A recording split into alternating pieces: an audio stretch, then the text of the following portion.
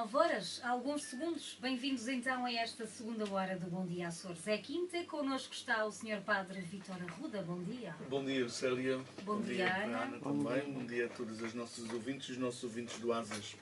Cá estamos mais uma quinta-feira, 13 de outubro. Hoje o tema é... 13 de outubro, última aparição de Nossa Senhora de Fátima aos Pastorinhos. Já está dando na televisão. Muita gente lá por Fátima. Muita gente, é verdade. Este ano quem vem presidir é o Secretário de Estado do Vaticano. Até porque para o ano o Papa.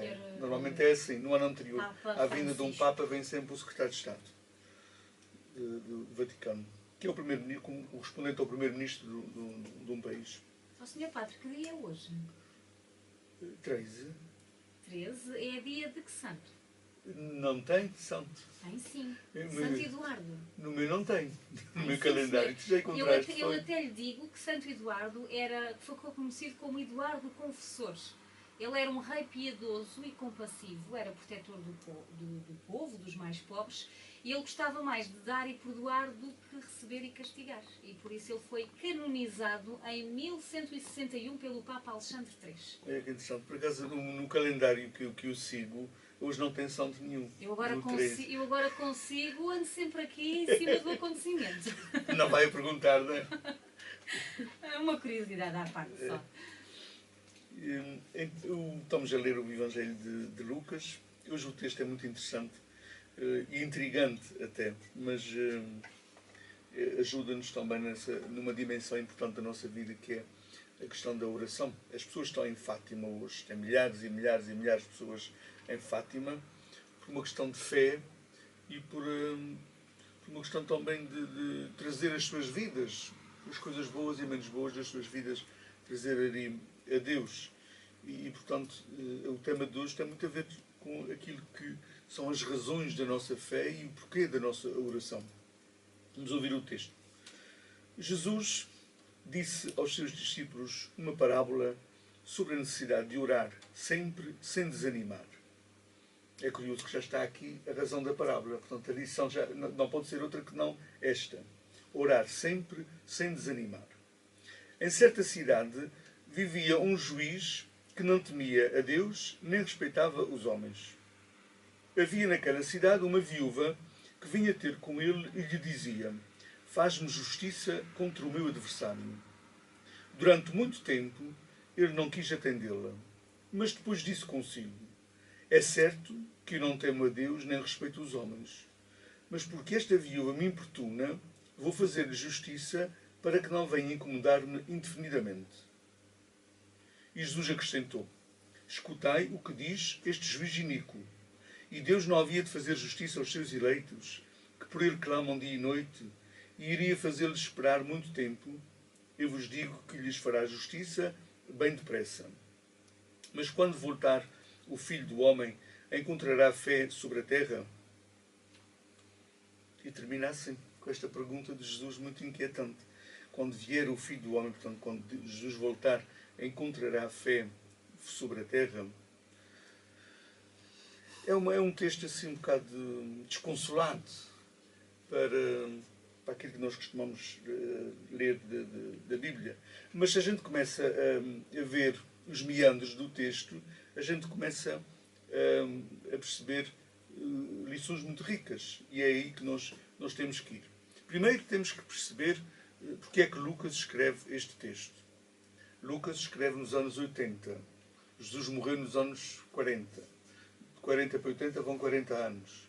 Portanto, a presença física de Jesus já não era uma realidade. Os testemunhas oculares aquelas testemunhas que tinham estado com Jesus enquanto ele esteve aqui na Terra, estavam quase todos, já tinham morrido quase todos, praticamente. Se não todos. As pessoas sentiam-se um pedacinho abandonadas, porque não experimentavam Jesus fisicamente.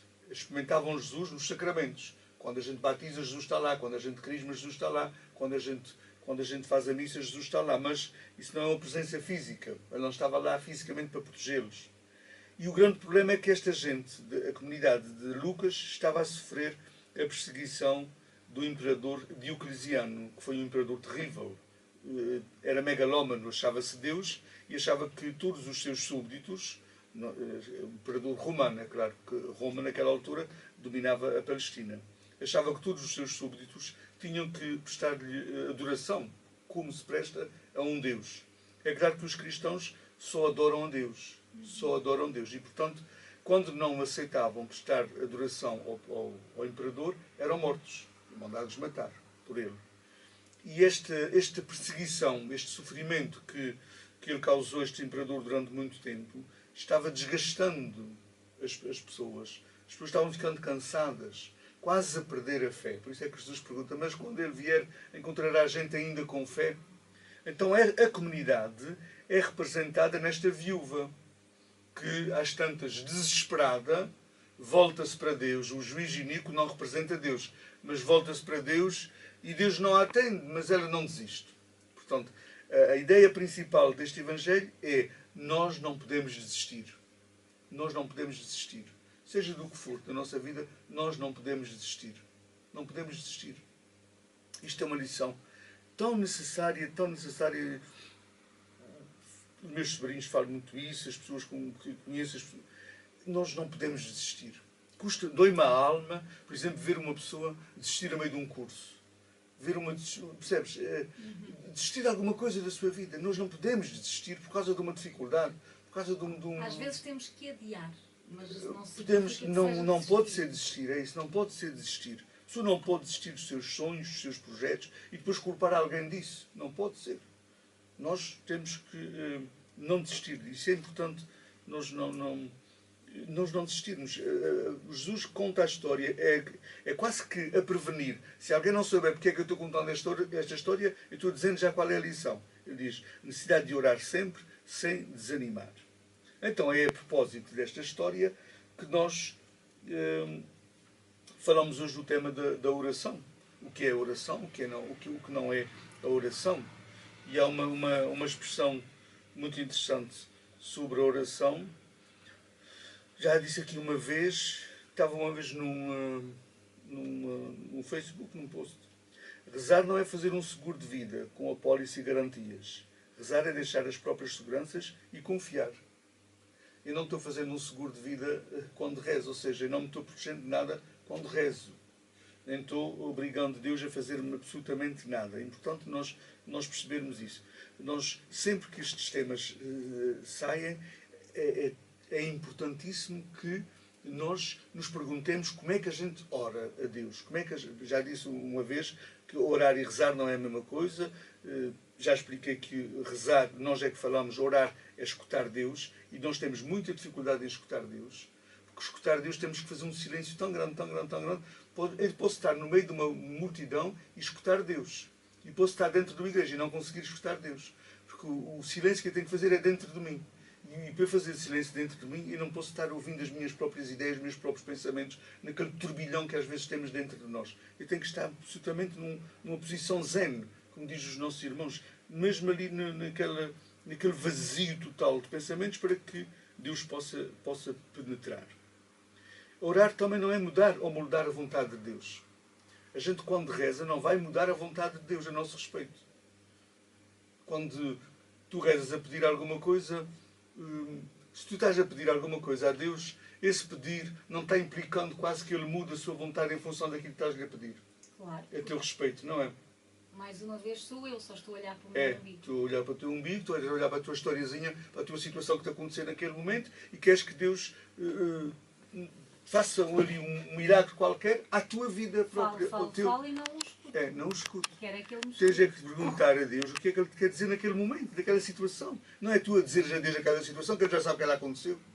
A gente às vezes reza a Deus, ora a Deus, como se Ele não soubesse o que nos está acontecendo. Estamos não a é? contar. Olha, Senhor, sabes como aconteceu isto agora? Oh, criatura, antes de tu nasceres, já sabia que ias nascer, quanto mais o que está acontecendo agora. Eu já sei que isto ia acontecer. Mas então, eu não quero... E Deus estará a dizer a ti, então, qual é a lição que tiras disto? Não é vir-me para aqui dizer para eu te mudar isso, é qual é a lição que tiras disto? Se eu tivesse que mudar a ti essa situação, eu tinha que ter mudado em milhões e milhões e milhões de seres humanos. Sr. Padre, eu vou-lhe pedir um favor, se puder puxar aquele microfone para aí, para o que está à sua frente, e falar através dele, porque este está fazendo um bocadinho de distorção. Eu peço desculpa aqui aos nossos ouvintes. E vamos lá então. Vamos ver se isto está melhor. Está. Eu agradeço muito. Está bom. Eu estava-me aqui a perceber de alguma distorção, peço desculpa aos nossos ouvintes, nada de muito grave, salvo seja, estava-se a perceber bem, mas... Não, se não vi isto, não resolveu este problema. Nós é que temos que resolver. Assim está melhor. Está bom. Mas é isto, a gente não pode ter a tentação de, na nossa oração, querer mudar a vontade de Deus. Nós não podemos... Isso não há, de maneira nenhuma. A primeira coisa que eu tenho que fazer na minha oração é esta. Eu sei que estás comigo. E este pensamento vai moldar tudo aquilo que eu vou dizer a seguir ou tudo aquilo que eu vou escutar a seguir de Deus. Eu sei que estás comigo. Porque se eu não tiver a certeza de que Deus está comigo, não vale a pena sequer eu ir a uma igreja orar, ou ir a uma missa, ou isso seja o que for. Eu tenho que ter esta certeza absoluta de que Ele está comigo. Ponto final.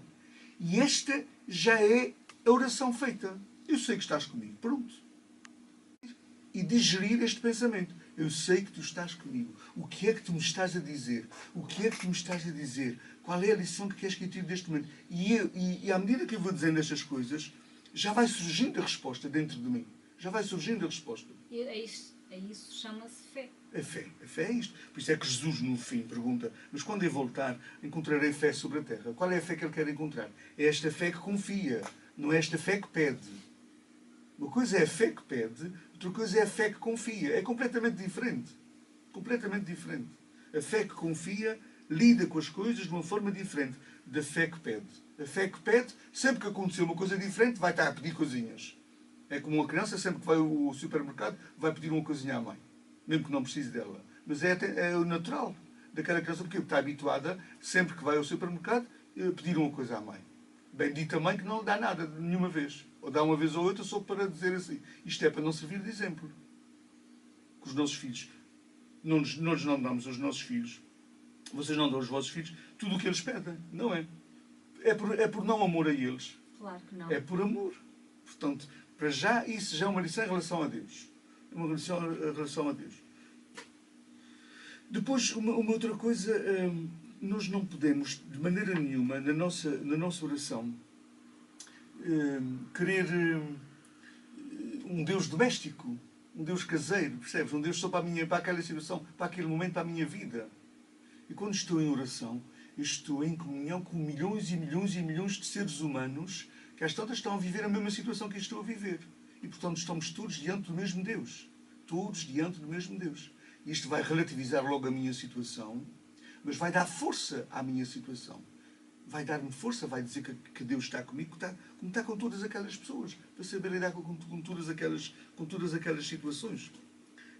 Esta viúva do Evangelho foi elogiada por não ter desistido nunca. Por não ter desistido nunca. Ela não... E as vezes que ela foi e não conseguiu nada. Ficou zangada com o juiz, ficou moada com o juiz. Não desistiu. Voltou para casa, fez a sua vida e depois, quando tinha um tempinho, voltava a ir à casa do juiz. Voltava a ir à casa do juiz. Voltava a ir à casa do juiz. Este não desistir não é para que Deus faça aquilo que eu quero. É para que eu, cada vez mais, descubra o que é que Ele quer de mim. Quando eu digo no Pai Nosso, seja feita a vossa vontade, o que é que eu estou dizendo ali? Para ser feita a vontade de Deus? Pois. E quando me acontece uma doença grave, é a vontade de Deus? Não. Então como é que se conjuga a vontade de Deus e uma doença grave na minha vida? Ou um acidente de carro? Ou um acidente de avião? Eu tenho que acreditar, tenho que lutar, nunca desistir. Foi Ele que fez aquilo? Claro que não. Pois é isso. A gente não pode atribuir a Deus o que não é de Deus. Não se pode atribuir a Deus o que não é de Deus. E se a gente não atribui a Deus o que não é de Deus, isso já vai tirar imensas razões de pedidos para eu levar a Deus. Se 90% das coisas que me acontecem não vêm de Deus, esses 90% de coisas que me acontecem não tenho que levar à oração, porque não é Deus que vai resolvê-las, sou eu que tenho que resolvê-las. Eu só tenho às tantas 10% de coisas que dependem de Deus. É essas 10% que eu tenho que levar à oração. O resto é eu ter esta certeza, que não esqueçamos que temos que partir sempre deste princípio. A primeira coisa que se faz na oração, eu sei que tu estás comigo. Pronto. Quando eu tenho a certeza que Ele está comigo, essas 90% de coisas que me acontecem no dia a dia, que me acontecem a mim e aos milhões de seres humanos que vivem neste mundo, eu já sei que Ele está lá, ali comigo. para me orientar e para me fortalecer naquela situação. Portanto, esse problema está resolvido. Então porquê é que tem que ser feita à vontade de Deus? Explique-me aí um bocadinho essa parte. A questão da vontade de Deus. O que é a vontade de Deus numa doença? Qual é a vontade de Deus numa doença? É isso que tens que levar à oração. É que eu supere a doença? É isso que tens que levar à oração. Então, se a vontade de Deus é aquilo que eu devo fazer na minha vida, neste momento, o que será a vontade de Deus para mim? O nosso problema, muitas vezes, é não querer descobrir sequer qual é a vontade de Deus para mim. Ou então tirar uma conclusão errada, à partida, como eu estou visitando os doentes esta semana, e a gente vai percebendo um bocadinho isso, tirar a conclusão errada de que aquilo é a vontade de Deus. Aquela situação má que me aconteceu. Então vou-me resignar a ela. Eu não posso ir contra a vontade de Deus, porque isso até é mau, não é? Não, eu vou aceitar isto, porque isto é a vontade de Deus. Não, Senhor. Qual é a vontade de Deus naquela situação que me está a acontecer? Isso é que eu tenho que levar à oração. O que é que Deus quer de mim neste momento? Partindo do princípio de que aquilo que me aconteceu não veio dele, percebes? Então, o que é que ele quer de mim neste momento? Como é que a gente chega a qual é a vontade de Deus? Como é que a gente chega? Qual é a vontade de Deus? Eu, por exemplo, se a pessoa não tem facilidade em fazê-lo, em descobrir qual é a vontade de Deus, olha, vou ver aqueles que já descobriram qual é a vontade de Deus. Uma das pessoas que descobriu qual é a vontade de Deus foi Jesus Cristo. É ver como é que Jesus lidava com as situações difíceis da sua vida. Percebes? Aí a gente vê como é que ele descobriu qual era a vontade de Deus e eu, por humildade, sabendo que não sou mais do que Jesus, vou descobrir também, olha, tal como Jesus, vou descobrir qual é a vontade de Deus nesta situação. Como Jesus também descobriu nas suas. Tenho a noção que isto não é um exercício muito fácil de fazer. Não é, mas tudo é uma questão de hábito. O reciclar o lixo é um vício tal, agora que eu não consigo já... Eu tenho aqueles 3 saquinhos lá em casa. E eu estou fazendo isso há muito pouco tempo, desde que nos pediram, não é? E já é um vício. Eu tenho 50 anos e não tinha o hábito de reciclar há muitos anos. Percebes? Há uns poucos anos. Então, se isso aconteceu, eu mudei um comportamento da minha vida, habituado que estava a pôr o lixo tudo no mesmo saco, agora já me punho o lixo em sacos diferentes. Porquê é que eu também não mudo os meus hábitos espirituais? A minha forma de orar, a minha forma de relacionar com Deus, percebes? E depois torna-se um vício, torna-se um hábito, um bom vício. Já é normal em mim, mas ainda tenho que fazer uma grande caminhada. Sempre que me acontece alguma coisa que não estava prevista, eu fazer esta pergunta. Qual é a vontade de Deus nesta situação, para mim? Já é um hábito, percebes? Porque já me vou fazendo essa pergunta. E isto vai encaminhar a minha oração logo. Para ali. E não para outros sentidos que vão até gastar energias e não resolver o problema. E à partida sabemos que Deus, enquanto Pai, quer sempre quer o meu melhor bem, para nós. Quer o meu bem. Portanto, o que eu vou tirar dali como sendo a vontade de Deus é o melhor para mim naquele momento. Agora tem que haver uma grande sintonia entre a minha pessoa, a minha espiritualidade e essa certeza de que Ele está comigo. A gente tem que partir sempre deste princípio. A certeza de que Deus está interessado em mim. E essa certeza de que Deus está interessado em mim tem que ser mais forte do que os nossos próprios caprichos pessoais, os nossos próprios problemas pessoais. É a certeza de que Deus quer o meu bem. E, portanto, aquilo aconteceu não é por Deus querer. Porque Ele quer o meu bem. E se aquilo não é um bem, aquilo não é para Ele querer. Então, se me aconteceu e Ele quer o meu bem, qual é a vontade dEle a respeito daquilo? Percebes? E aí a gente vai encontrar sempre saídas boas. É só questão da gente começar a experimentar. A gente vai encontrar sempre saídas boas. Em vez da gente ficar sentados à espera do milagre, em vez da gente ficar... Percebes? Porque às vezes as pessoas não se mexem à espera do milagre. E isso é mau. Deus não quer isso. Deus não quer isso. Estes milagres pessoais não acontecem. Se não acontecer a outros que morreram da mesma coisa, não. A gente não pode ir por aí. Isso é um desvio da fé. É um desvio. Uma frase que eu li: quando acontece alguma coisa que eu não contava com ela, Deus não vai estar mais em nós naquela coisa do que já estava antes comigo. Portanto, eu tenho que lidar com aquilo de uma forma absolutamente normal, porque Ele já está lá. Percebes? Se tu dizes assim, logo de início da tua oração, eu venho aqui com esta certeza de que Deus está comigo. E o teu dia está correndo lindamente. De repente, tinhas um exame médico e nesse dia vais saber o resultado do exame médico. Ou então, estavas a caminho de casa e tens um acidente de carro. Imaginemos essas duas situações possíveis a qualquer um ser humano que vive neste planeta atual. Claro. Pronto. Voltas à igreja. O que é que tens que dizer? Depois das duas situações, um resultado positivo de um exame médico e um acidente. Dizes assim, eu sei que Deus está comigo neste momento. É a mesma coisa, percebes?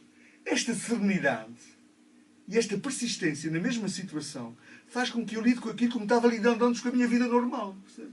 Da mesma forma. Porque ele está lá também. A não ser que tu devides que ele estava naquele momento. No acidente ou no resultado médico. Ele não está lá nessa situação. Está lá, é claro. Para que é que ele está lá? Aí é que tens que discutir. Aí é que é o trabalho que cada um de nós tem que fazer. O trabalho que cada um de nós tem que fazer é aí. E assim, a oração não se torna uma fuga, uma alienação, uma espera de milagres desnecessários, como se eu fosse dependente, seja do que for. Nós não somos dependentes, nós somos bastante fortes, livres e bastante fortes. A oração torna-se uma força, de facto, extraordinária. Uma força extraordinária. Agora, é preciso, de facto, nós também limparmos-nos, a nossa mente e o nosso coração, de muitas formas de oração erradas, que nos conduziram a resultados nenhuns. Isso também é importante. É importante. Esta fé que não desiste, venha o que vier, é aquela que falta neste mundo. Também diz aqui um dos comentadores bíblicos. A fé que não desiste. A fé que não desiste à primeira. A fé que não desiste por causa de um problemazinho que lhe aconteceu. A fé que não desiste por um escândalozinho que houve na Igreja Católica. A fé que não desiste por um amor qualquer que houve ali com o padre. A fé que não desiste porque eu não consegui o meu caprichozinho naquele dia, naquela hora, na igreja, como eu gostava que fosse. A fé que não desiste. Essa fé que não desiste à primeira. Esta fé que não se vai abaixo por qualquer coisa. Esta fé, percebes? Esta é que existe pouco no mundo. Nós, os católicos, somos muito caprichosos. Quanta gente encontra dezenas e dezenas de pessoas. Porque é que está. Em relação, se fala da Igreja Católica. Não me fales da Igreja Católica. E eles dizem que são católicos. Não me fales da Igreja Católica. Eu tinha umas bodas de prata, eu tinha um casamento, eu tinha uma bênção com um padre tal, e depois eu não pude naquele dia, não quis naquele dia, não sei o quê. Eu não quero saber da Igreja Católica. Onde é que está a tua fé, criatura? Por causa de um problemazinho, um caprichozinho pessoal que não foi satisfeito, já estás assim? E tu o que então? Que fé é essa que tu tinhas? Não é? Sim, a fé que não desiste, a fé que não desiste, a fé que não se vai abaixo de qualquer coisa. É essa que Jesus Cristo pergunta se haverá na terra quando Ele vier. Esta fé que se aguenta, venha o que vier, aconteça o que acontecer às nossas vidas. Mas a Igreja tem noção que foi a Igreja que ensinou muitas das... Pois tem. Mas a Igreja também tem noção, sério, não te esqueças, que atualmente já há 50 anos, o Concílio já foi há 50 anos, que já está ensinando há 50 anos, já são duas gerações, uma geração são 25 anos. Há 50 anos que a Igreja já está com a nova linguagem. E a gente continua, muitas de nós continuamos com a linguagem antiga. Incrível como... Quem é a culpa? Não é? É a culpa das pessoas que não sabem que a Igreja atual está dizendo de uma forma diferente. E portanto também é isso. Ias a dizer? Nada. Tá bom. As pessoas estão vendo Fátima. Vamos fazer agora a nossa agenda desta semana. Vamos conhecê-la então. Estou a visitar os doentes na nossa ilha. É importante dizer aos nossos doentes: a doença não foi dada por Deus e não tem que se conformar com ela. Temos é que fazer tudo por tudo para nos libertarmos dela. Se a gente tem uma pedra num sapato, o que é que a gente faz? Vão dar com a pedra no sapato. Descalçamos o sapatinho e tiramos a pedra. Se eu não consigo já descalçar o sapato, não me consigo baixar, peço a alguém, que é o que os doentes devem fazer, pedir a um médico, pedir a alguém que me ajude a curar esta doença. Portanto, Deus não quer as doenças. A gente tem que fazer tudo por tudo para nos libertarmos delas. Hoje estou visitando os doentes da matriz. Já seguiram, 4:10, recomeço. Amanhã tenho os doentes de São Espírito. Recordo que hoje há missa na Santa Casa, às 5 horas. Não há missa na Matriz. Haverá uma missa em Fátima, hoje, às 19 horas. Recordo que amanhã há missa também em São Espírito, às 18h30. Recordo também que sábado há missa no aeroporto às 19 horas. No domingo há missa, as missas normais, 10 horas Matriz São Pedro, 11h15 Santa Bárbara, 11h30 Almagreira, 12h30 Santo Espírito. Na semana que vem teremos as missas normais em cada paróquia e recordo que haverá as reuniões de formação com os leitores de todas as igrejas, todas as missas e os grupos corais. O Dom João já disse, está no ano de formação de todos os agentes pastorais. Onde é que são estas reuniões? Um dia em cada paróquia. Por exemplo, segunda-feira será em Almagreira, terça-feira em São Pedro, sempre às 7 horas, seguir às missas. A da Matriz será às 7h30, porque a missa é às 7 horas ainda. Dom João quer formação durante o ano inteiro sobre todos aqueles que trabalhamos mais diretamente com as coisas da Igreja. É necessário. Ninguém nasce aprendido, não é? E para ser padre não nasci aprendido. Eu concordo com a formação. Há formação em todas as áreas. Em todas as áreas, é isso mesmo. Portanto, faço um grande apelo àqueles que avançam todas as semanas para fazer uma leitura, ninguém nasce aprendido. Há sempre coisas a melhorar. Os leitores, aqueles que são os grupos corais da nossa ilha, há sempre coisas novas a aprender, há sempre coisas a corrigir, a melhorar. Vamos então, esta semana, tirar um pedacinho da nossa vida para, semana que vem, para essas formações. Um bom dia para todos nós. Obrigada, bom dia.